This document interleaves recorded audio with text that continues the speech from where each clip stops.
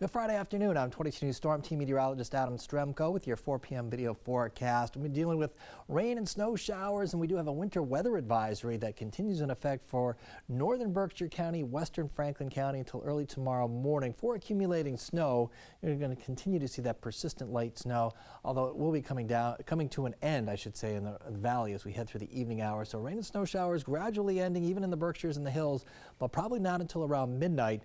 And then tomorrow we're dry. Mixture of sunshine and clouds, but it will be windy and cold. High temperatures only in the upper 30s tomorrow, but the wind chill making it feel like it's in the 20s at times.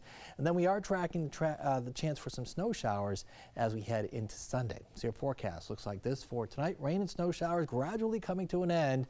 But again, you're going to continue to see that light snow, especially in the Berkshires and the hills.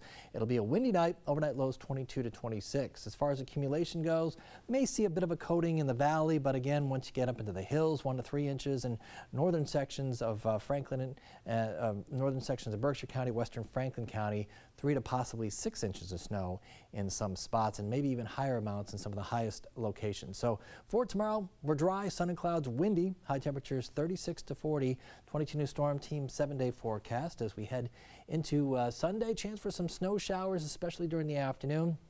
39 degrees Monday, becoming partly sunny and breezy, 38 degrees. Tuesday, partly sunny, 40.